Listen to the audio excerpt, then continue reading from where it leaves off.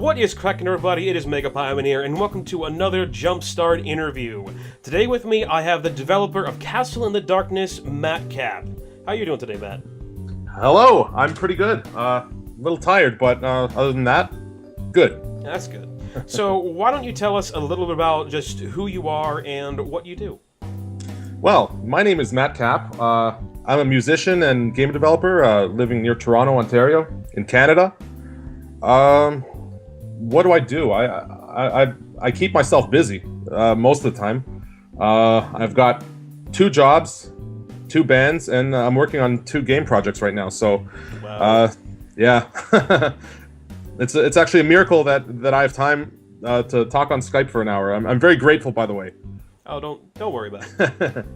No, I'm grateful to be away from work for an hour. Now, you're currently working on 2 games. The game we're going to be talking about here specifically is your pixel 2D platform adventure game, Castle in the Darkness. So why don't you tell us a little bit about just what Castle in the Darkness is? Okay, well, Castle in the Darkness is basically a love letter to all the games I played when I was a kid. Games like Castlevania, Metroid, like really old and hard games. I don't know. I've always liked playing those, and lately there's been a lot of indie developers making games like that, and I've been in the scene for a very long time. Even back in the day when Click and Play was popular. There's a lot of other developers that are now famous that started around the same time I did, Right. and for some reason I never got into taking it seriously. But anyway, so these days, a lot of them are making retro platformers and stuff, the same kind of games that I really dig, and I just figured I'd give it a shot. And I don't know, so far it seems like it's turning some heads, and people are excited for it. So pretty happy about that. Yeah, the prologue or demo for Castle in Darkness is available on your website. Now, is that the castleinindarkness.com or is that mattcap.com? I don't remember exactly. It's castleinthedarkness.mattcap.net. Oh, so it's both of them thrown in there. Yeah. So if you're interested in that, there will be a link to that in the description of this video. You can go over, download the prologue, and play through that. Now, the prologue isn't a cut from the full game that you're still working on. It's kind of like a separate thing, right? That's correct, yeah. I originally planned for all the enemies to be completely different and all the bosses to be completely different. But I guess some of them had, at this point, made it into the full game anyway. I liked some of them, so they're staying. But anyway, yeah, it's a completely different level. Nothing, you won't play that same level. It's not a part of the game at all. It's actually, I shouldn't even call it a prologue because it doesn't have anything to do with the story, which at this point is completely different than what I had at the beginning. So, yeah, it's more of a proof of concept. Yeah, just people can play with the physics and understand what kind of game it's going to be. Right. Now, the prologue has a lot of secrets in it. Do you plan to continue the trend of having a bunch of secrets and that sort of thing in the full game? Oh, absolutely. I think secrets are super important. A lot of those games when I was little that I played, the secrets would be kind of stuff that, especially before Nintendo Power and before the internet, when you found something, it made you feel pretty good, I guess these days it's hard to hide that kind of stuff for very long because as soon as somebody finds it, it's going to be all over the internet. But yeah, I'm really focusing on putting in tons and tons of secrets and secrets within secrets and stupid codes and stuff like that. So I don't know. There's going to be a lot to see. You're going to make it really hard to find everything, aren't you? Pretty much, yeah. I actually I was debating to take away the percentage counter, so people wouldn't even know if they found everything or not. But I left it in. I don't know, a few people, local testers and stuff that I asked, they said, they want to see the percentage. So yeah, thanks for keeping that's staying. that would be horrible to have no idea whether you found everything or not. It would be horrible, but it'd be fun for me, and it would be cool to see how many people find how many of the secrets and what was left out and stuff. And I don't know, we'll see. Another cool thing that I want to do is I want to add stuff after release. Stuff through updates and stuff, just add secrets to areas that people have already been through, and I don't know, just stuff like that. I think that's pretty cool to do. That's a pretty interesting concept. Yeah, I mean, uh, like I don't want people to have to go play the whole game again, but at least if they're gonna check, like the internet or other Let's Plays and stuff, they might see something that they want to check out, and then they'll go back to that area and they'll have access to the new secrets or whatever. So, Right. So you said that a lot of the older Nintendo games really inspired the gameplay ideas behind Castle in the Darkness. Is there anything in particular that would have inspired the look that you're going for it? um, yeah, kind of. I guess from when I started developing the game until now, it's changed a little bit. I've always thought that it was cool seeing like Japanese box art. Hmm. There'd be games like NES games and stuff that like we didn't have over here, but like the Japanese cover would be like a random knight, or like you kind of see what's going on in the cover, but you never even have a chance to play the game, much less know exactly what's going on. But I think it looks really cool to have like just like that their developers takes on like a simple story. So that's what I want. Well, I was going for that originally. That's why I came up with like a blue knight. He doesn't have a name. He doesn't have a personality really. And then there was just like all the cookie cutter like enemies and bosses and stuff that you'd expect. But as I developed it, I figured it might be better to add some more personality to to these characters and think it out more. That's why, like I mentioned, the story. Like you've seen the first trailer, right? The one I posted last year. I believe so. Yeah, well, you see the princess get kidnapped by the evil wizard, and then the knight shows up slightly too late, and then that's why the adventure starts. Mhm. Anyway, I think that's gonna be changed a little bit. I want to make it a bit deeper, and I guess like all the boss designs and stuff. Like now they're probably closer to like Kirby boss designs than anything else, and I'm not really sure why, but I guess I want to add more personality to the game. Right. Um, Really help flesh it out, make it feel Pretty much, yeah. pretty good. Yeah. Make it feel like something that people might want to revisit in case I ever make a sequel or something like that down the line. Right. Start working away from kind of just this is a town to make people really feel enveloped in what's going on. Exactly, yeah. And you know what? I think there's been a lot of that. Like I don't think it's a bad thing necessarily, but there's a lot of people out there that do. A lot of the comments I get, especially on my Steam Greenlight page, people are saying, "Oh, there's no originality."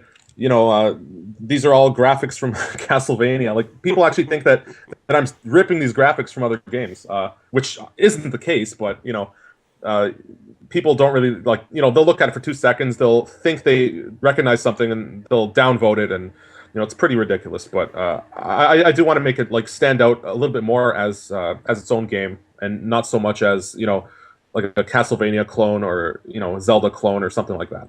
Right. It's more of a inspired by a bunch of different games than a copy of anything. Exactly, yeah. But yeah, you know what? Like I did kind of take those kind of comments into account. I think like my next games are going to be a bit a bit more out there than like they won't be. I don't think I'm going to do another retro one, to be honest with you, after this. At least not that far back. I'll move into 16-bit and try to really make something that stands out like on its own. The people recognize and think, okay, that's what it is. Not that looks like Zelda or whatever. Right. Now, I remember seeing on Twitter a while ago, you pretty much redid almost all of the graphics for the game. How much different are they from what's in the prologue?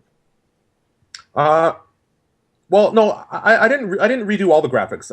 Basically, what I was doing is before I released the prologue, I had some areas that were ready to go. Like caves and forests and stuff like that. And I don't know. I guess I kind of got bored of their graphics, so I just I spiced them up a little bit. I made them look a little bit better. I don't know. Like the reason I went with the retro look in the first place was because it was quick and easy to do. But I didn't want to make it look like it was done quickly. You know what I mean? Like I'd rather have this game look like a late NES game than an early NES game. Right. So I just I took some time and I just redid a lot of the tiles just to make them look better, I guess. Okay. Now, I remember you saying that Castle in the Darkness is not your first game. What were some of the other projects that you worked on? Hmm.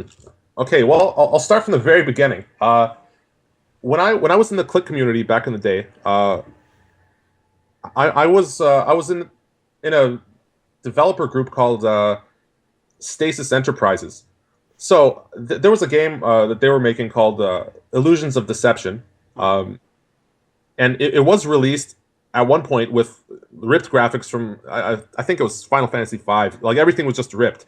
But this guy Theo, he had made his own story and stuff. So at some point they got me on the team to redo all the graphics for that.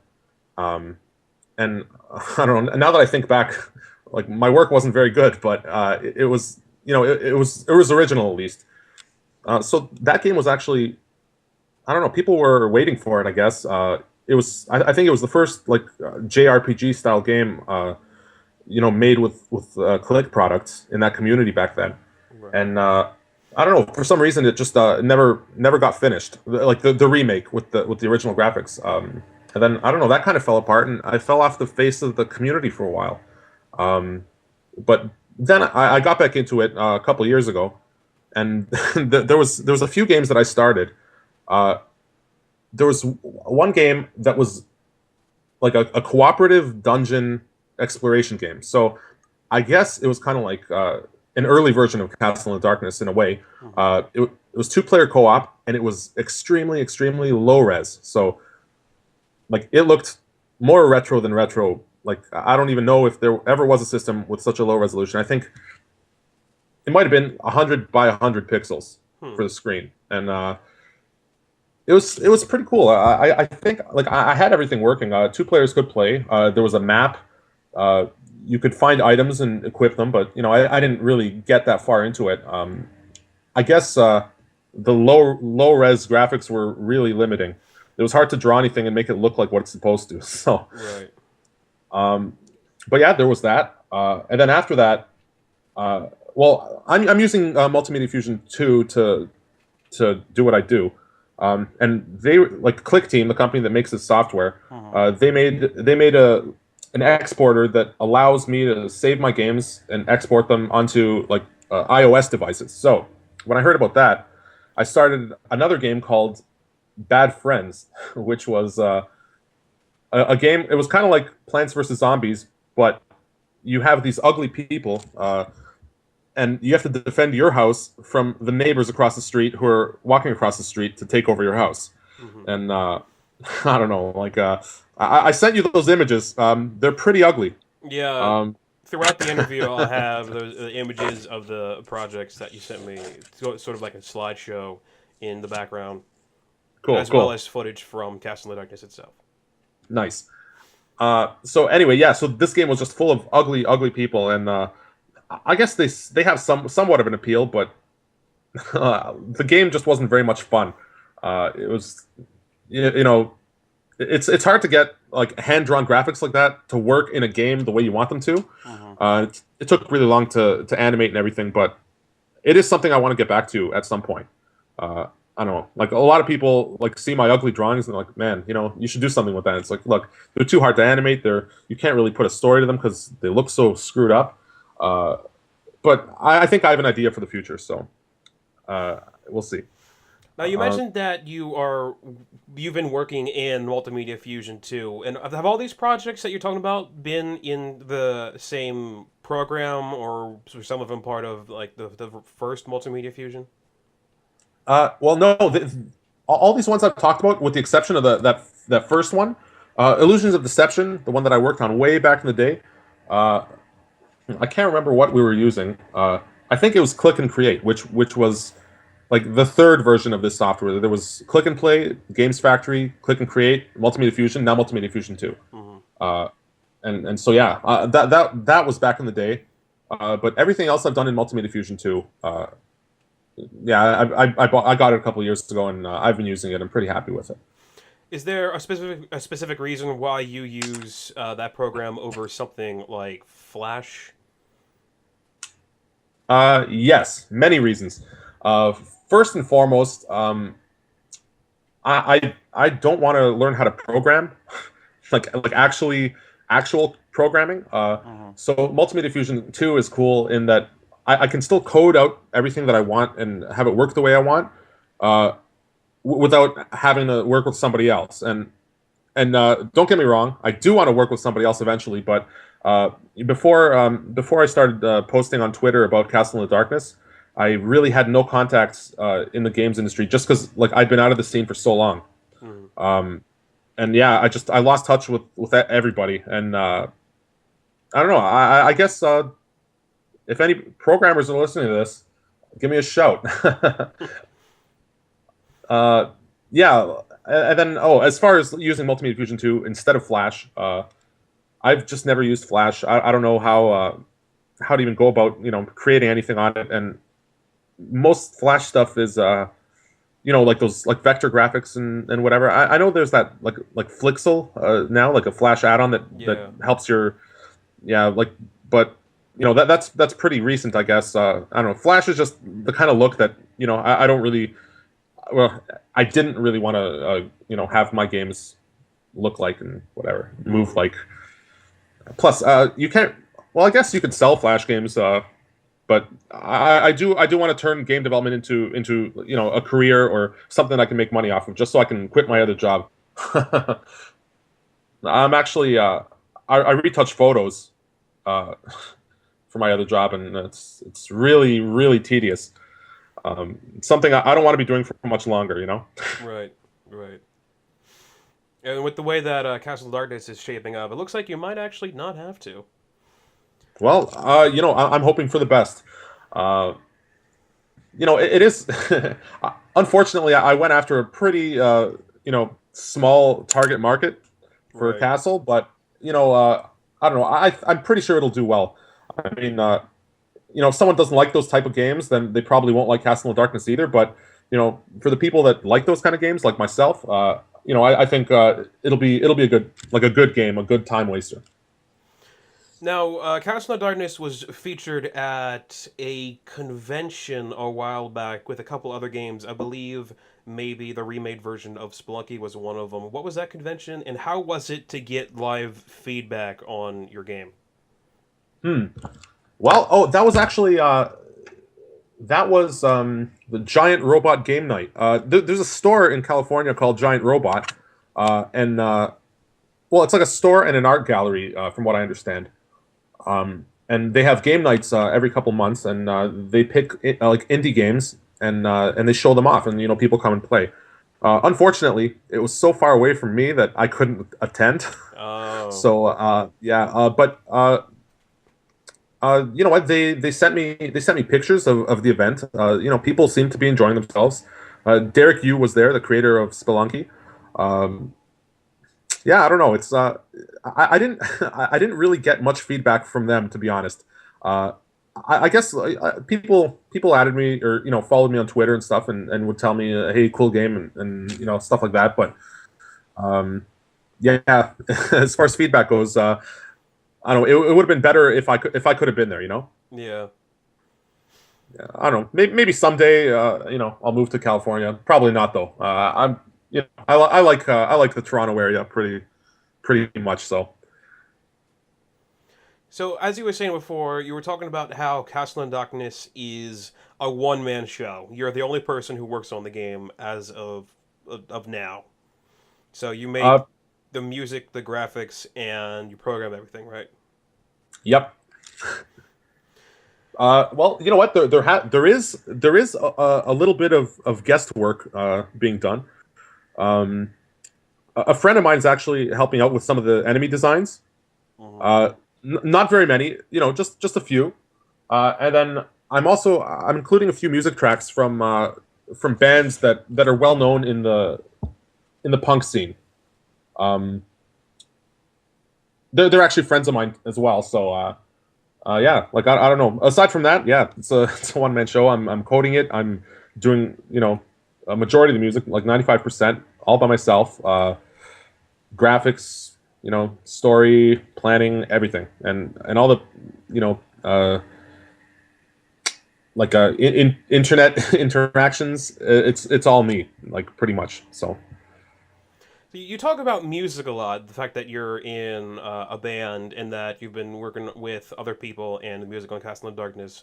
What are some yeah. of the inspirations and what are you specifically going for the music in Castle in Darkness? I personally really like the music, the little bit that was in the prologue. What do you Thanks. use to make it? Like, how long have you been making music, and what are you specifically going for this specific title? Well, um, hard to say. Again, all those ancient games, they had great soundtracks.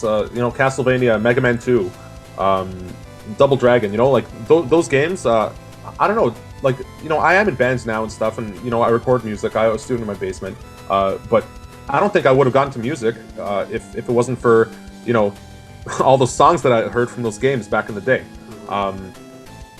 Yeah, I don't know. It's pretty crazy. Like, that's all my inspiration these days. Like, I've been listening to like Ys soundtracks a lot. Like the Japanese series YS. It's pronounced Ys. Anyway, I haven't had the chance to play myself. Oh, you should check it out. The latest games are pretty much like 3D versions of Castle in the Darkness. They're super cool. Big inspiration.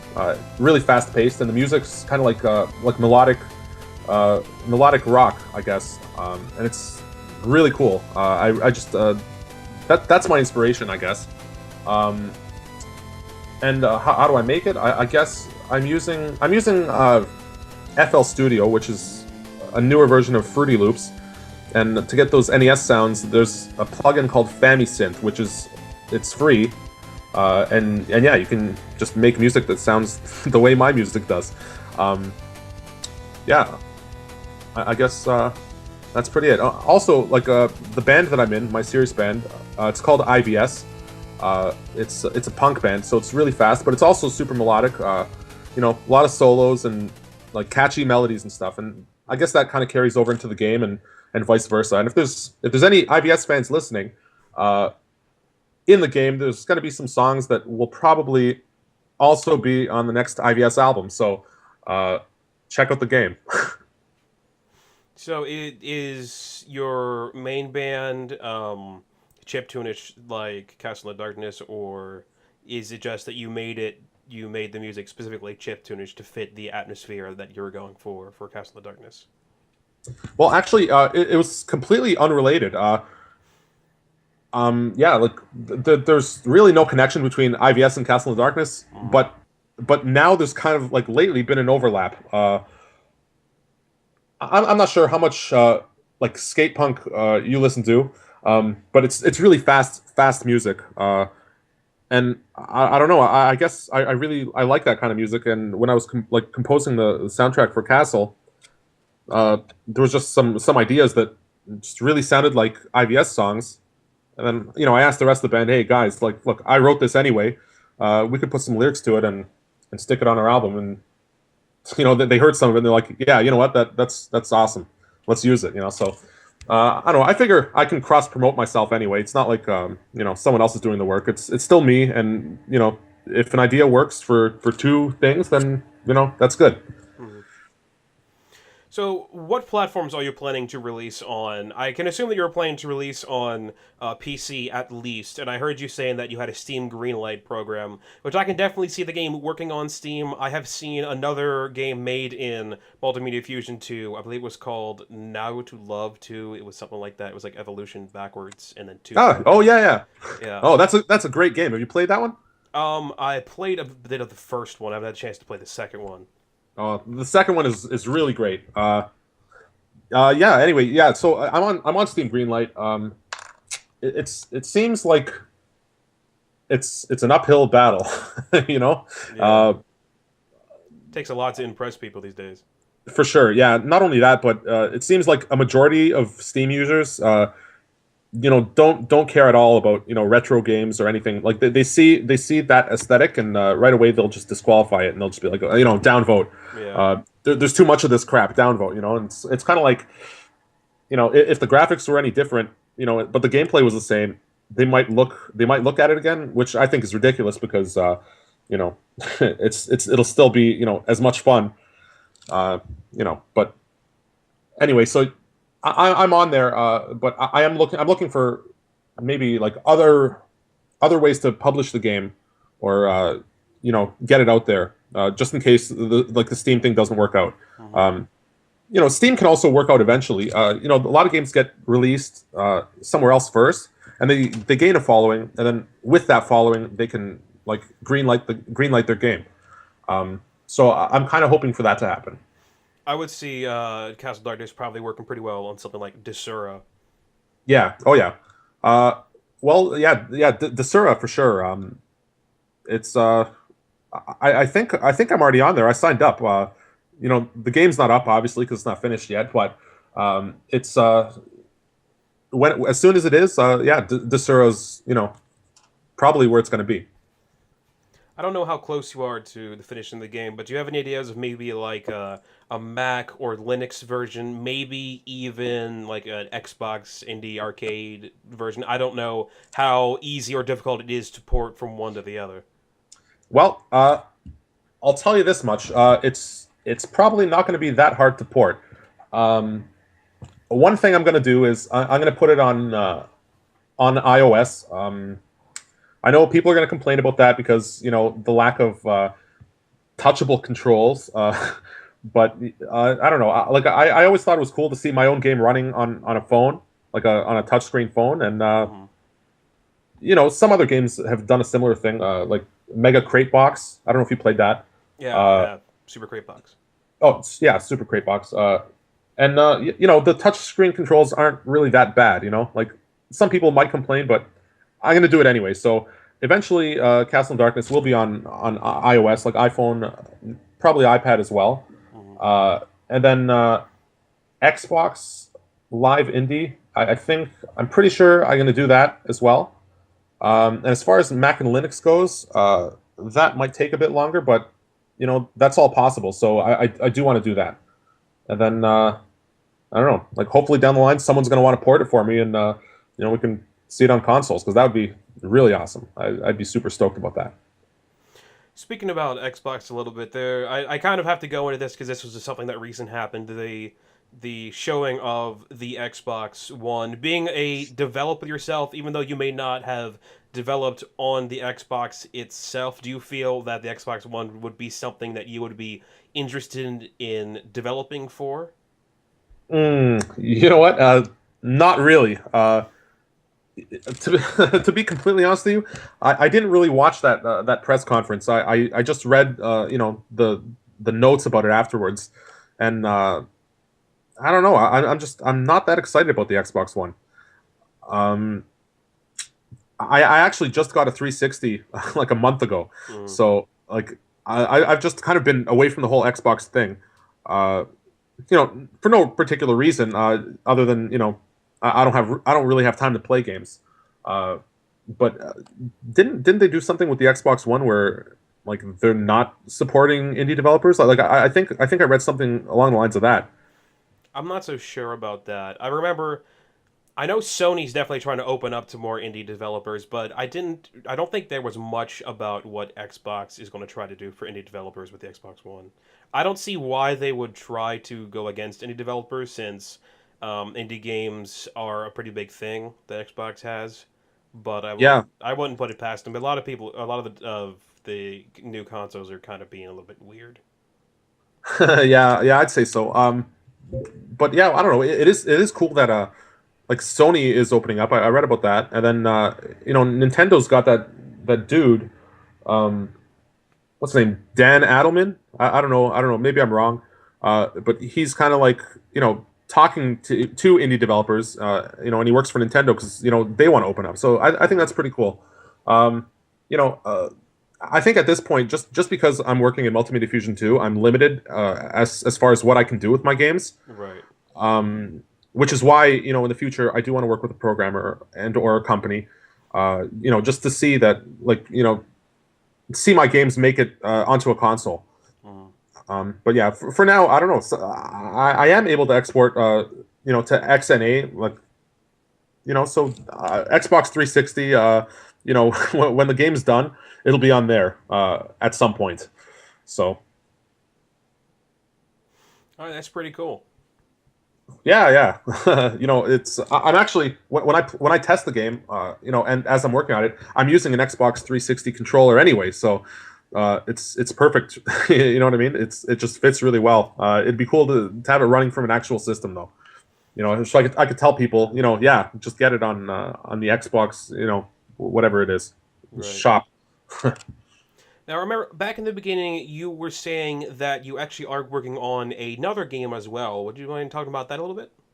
Or Hmm. is that too early in development that you do want to kind of keep that as a bit of a secret? Well, it's not at all early in development. It's pretty far in. The thing is, I've been told not to talk about it. So, unfortunately, I can't mention that, but I can tell you that it is going to make a huge splash. Um, I'm working with the team, so it's not just me. Hmm. Uh, and yeah, I don't know if I guess at some point when it gets unveiled, I'll tweet about it. So if anybody is interested, MattCap1 on Twitter. Um, I don't know. Hopefully, it's not too long because I'm super excited about that. It's right up there with Castle in the Darkness in my books. Um, so yeah, like I wish I could talk about it. Well, that's understandable. You don't want to give Yeah, away. You don't want to give away too much stuff. yeah, I know. But I want to though. That's the thing. You know what I mean? You want to, Uh, but you just can't. yeah, that's right. Yeah, it's out of my control for now. So, when do you think that Castle in the Darkness will be released, and do you have a price point out as of yet? Uh, well, I think as far as development goes, it's really close. I'm not sure like exactly percentage wise, but um, I don't know. Like I tend to pile too much stuff on my plate at any given moment, so it's hard to give like an amount of time to one project or another. Uh, but I can honestly say that that the version that I'm working on could probably be done in a couple months. Uh, that being said, I am talking to a few, like I mentioned earlier, people that can maybe help me push it further than I can myself. Hmm. And I guess like release wise, it's up to them really. But we'll see. Like I'm trying to make a deal. There's a few publishers that are interested. Um, and yeah, like as soon as I can figure things out with them, I can probably set a release date, and that's gonna happen soon, hopefully. Because I do want to set a release date. I do want to get this game out, and I want to get to some of my future ideas. Because I think I don't know. I'm more excited about starting something new, I guess, Right. than yeah. I don't know, but it should be cool. I'm excited. I think I don't know. Hopefully things work out, and release date in a couple months. If that can happen, I'll be really happy. With you talking about publishers, have you thought about maybe starting something like a Kickstarter campaign or an Indiegogo campaign for the game? Yes, I have, and at first, like I did think about it at first, but then I thought harder, and I figured, you know what? I work so much. It's not like I need the money. Like I'm financing this by myself from the money I make at my other job, and I don't really need people's money, to help the project move along. Hmm. Especially since I'm not sure how to involve people at this point. You know what I mean? Like it's so far ahead that like if I hired someone to help with the graphics, it'd be kind of pointless because most of them are done. You know what I mean? Right. So it's something I'll think about more in future projects. But also, I think if the game gets released, I've had some serious like positive feedback, for the soundtrack especially. Hmm. And what I might do is after the game's released, I'll make a Kickstarter, maybe just to get the soundtrack recorded with real instruments, like as an album, Hmm. Something like that might be cool. And then if you buy the soundtrack or you help kickstart it, one of the perks would be you get the album and like a Steam key, hopefully, if I can get it on Steam, or a Desura key, uh, or something like that. Another thing that I thought would be cool would be to redo all the graphics, 16-bit styled, and then kickstart that, or Hmm. things like that, like after the game is done. Kind of Uh, like a bit of a not really. I want to say like an HD version, but it wouldn't really be an HD version. It's kind of like a re-release that is got even more content in it than the one that before. exactly, like Super Castle in the Darkness. Hmm. So Possibly made in another engine when you have more people to help you out. hopefully, yeah. Exactly, but I don't like it's those kind of Kickstarter like things. That's what I'm thinking about now. Just because the main game is so far ahead. Mm. Like involving anyone else or taking people's money at this point, it wouldn't make much sense. I don't need the money, and the game's almost done. So About how long do you think the game will be once it's finally done, from start to finish? Like 3, 4 hours, 6 hours, something like that. uh, I'd say about 10 hours. Really? Uh, oh yeah. Well, actually, for me playing it, someone who's played it thousands of times and died thousands of times. Hmm. You know, uh, I can probably get about 6 hours out of it. So for someone playing it from the start, completely blind, uh, it's gonna be quite a bit longer than that. Um, I don't know. That's one of the other things too. It's a really fast paced game. Like if there's no obstacles in a room, you can run through the room in I think 2 seconds, and so if the game is that long, can you imagine how many rooms there are and stuff? Like I don't know. That's one of the downsides of making a game that's so fast paced is that you have to like absolutely like fill it with content, to keep it fresh and fun. Whereas I could easily make the hero walk slower and add 5 hours to game time, but Right. I don't want to do that. I think I think it's cool to see a new thing in every room and just have it super fast paced, and yeah. So in the prologue, there is the normal world where you play through the first prologue, and then there is the super really hard like dark world that you can unlock. Is the main game going to have a dark world version of itself, or are you going to try to do something that maybe a little bit different with that, or not have it at all? Um, well, it's something that I was gonna do with an update. I think. Um, I do think it's cool to have like a nightmare world. It would be awesome to just like redo the whole game. Just put extra spikes and traps everywhere and make Mm-hmm. everything look uglier, kind of like like a Silent Hill alternate version of the game. Mm-hmm. Um, but I don't think I'm going to do that in this game. Um, although I think I will add the Temple of Sin again. Uh, it'll be different though. Well, one thing that people don't really know that I figure I should mention, there are save points in the full version of the game, so it's it's Yeah, it's not that would yeah. be that would be kind of interesting to have the long haul a game you're saying that's about 10 hours long. Exactly, yeah. But believe it or not, people did complain about that. Uh, so yeah, there are going to be save points, and if I add the Temple of Sin at some point with like a free update or free DLC, uh, it won't be as ridiculous. But or never mind. No, it will be as ridiculous, but there will be save points, so it won't be as bad. You won't have to get through the whole first area to get to it. You'll be able to save while you're there and stuff. And yeah, I don't know. I'll add it. I'll add the Temple of Sin again. or some sort of like weird, super hard thing at like near the end of the game. Hmm. So if you're interested in really hard platforming stuff, definitely look forward to that. Yeah, for sure. Um, yeah. Speaking of which, Pie Man, like do you like hard platformers? Or you're into that kind of stuff? I'm into games that are challenging, but I consider it games that are challenging and winnable.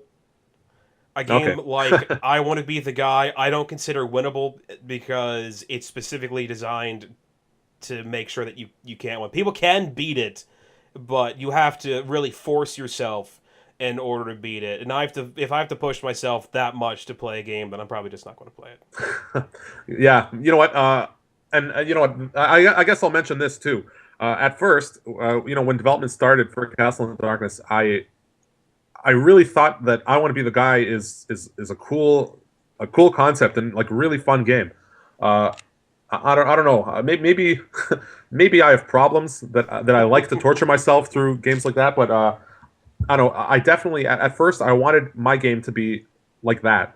To an extent, not obviously Right. not as bad, but um, and that's something that's been fading as I've been developing it. So luckily for you, it won't be at all like that. The full version of Castle in Darkness, it will be hard, it will be challenging, but it won't be like that. You're kind of moving down to sort of like a Super Meat Boy status of difficulty. Yeah, for sure. Yeah, and like older games as well. Mm. Like Castlevania and stuff. Actually, a lot of those old games they were really hard because the controls were just horrendous. Yeah, Like a lot of those really old games, they didn't have many controls to work with, and they were just really abysmal. yeah, yeah. Oh, but you know what though? The developers actually they did make the characters walk slow to extend like playtime. So and they made them hard to extend playtime as well, Hmm. which is something that like I'm making it really hard, but not with the purpose of extending playtime. Right. The controls in Castle are like pretty good. They move fast. You can change direction in the middle of your jump, stuff like that. So Thank goodness. One of my favorite games, and I consider one of the worst games ever made. It would have to be Ghosts and Goblins. I love oh it, man, but it is really hard, and you cannot change direction in mid jump. that's right. It is really really difficult. Yeah, yeah, I know what you mean. And you know what? The funny thing is that if you were able to change directions in the middle of your jump, uh, you know, at this point, I probably would have played through the game. But just because of that, it's been, like I had Super Ghosts and Goblins, and I play the first level, and like the ground starts, like warping and stuff, and Mm-hmm. I don't know, I just I couldn't really get into it. But that being said, I really did like like the hero. Actually, you know what? It's pretty close to Castle in Darkness. The evil thing appears, steals the girl, and the hero, the generic armored hero has to go on a quest. Right. I don't know. I guess like design wise, I like the simplicity of it, but it was just it was too hard of a game. Just don't make me have to beat your game twice. Well, okay. Is that was Maybe. when they pulled that out in go at the end of Ghosts and Goblins, when you had to play through the entire game again after beating your head against the wall to play through the entire game the first time. That was pretty much when I'm like, I think I'm done. Yeah, man. Or wait, what was it? Like in the original Ghosts and Goblins, you had to beat it with a certain item as well, didn't you? I think so. There I was don't, I don't some- remember exactly, but yeah, that was the guys who made that were jerks. They were it's jerks. it's unbelievable. They trolled everybody. Yeah. But looking back, it is kind of cool. Anyway, no, you won't have to do that in my game. There will be reasons to play the game again, but it won't be tedious. It'll be like a new experience. You know what I mean? Mm. Like I don't know. I don't want to spoil it too much, but kind of like how Castlevania Symphony of the Night it had its extra mode. You play through that and it's different. It's not playing the same game again. It's playing the same game again, but it's still cool because it's different enough, you know. Mm-hmm. So yeah, When the castle turned upside down. stuff like that. Yeah, yeah. So before we go here, is there any like maybe one juicy detail that you could give out about Castle in the Darkness, like one boss later in the game or something that you could give out? Hmm. I'm not going to force you to give out any information you don't want to. No, no, no. I'll give out a piece of information. I'm just trying to think of a good one, you know. Oh, actually, okay. I know a few things. I can talk about.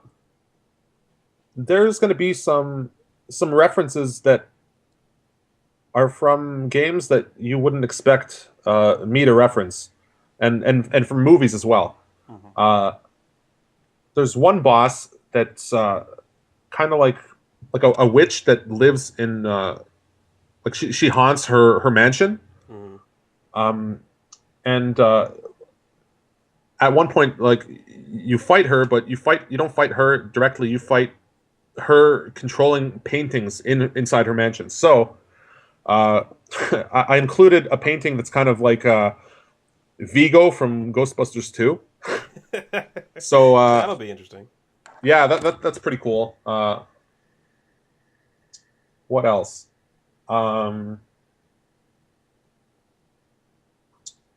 do want to have like I have some big plans for like DLC kind of like extra quests after the game's done. So what I'm gonna do originally, I'm gonna release the game as it is, just with the main quest, and then every couple months I'm gonna add to it with an update. So well, ideally that's what I want to do. You know, we'll see if that pans out properly. Right. This would be free updates, right? You wouldn't have to like pay $5 extra to get it. Oh, right, yeah, absolutely not. You know, I think it's way cooler to have free updates. Oh, speaking of which, I forgot to mention a price point earlier. I want to sell the game for less than $5. That's ideal. Obviously, if I work with a publisher or something, that might change. Mm-hmm. But I don't want it to. I want to keep the price nice and low because you know people tend to not value retro style games very much these days. So I mean, it's kind of my fault for making one that looks retro and is retro, but Mm-hmm. you know, it's like I think I worked on it for you know just a little over a year at this point, and it's not really that much time to justify like you know $15 or $20 price point. So I'm hoping to get it for like out for less than $5, and yeah, free updates after that. That's the plan. All right, well, that sounds good. Thank you very much for joining me for this interview, Matt. You can follow Matt. You can follow him on Twitter at MattCap1. Is that right? That's it. And his website, castleinthedarkness.madcap.net. Links to both will be in the description. Thank you again for joining me. Hey, thank you, Pie Man. Yep, no problem. And for this Just Jumpstart interview, I have been Megapieman, and I will talk to you guys later.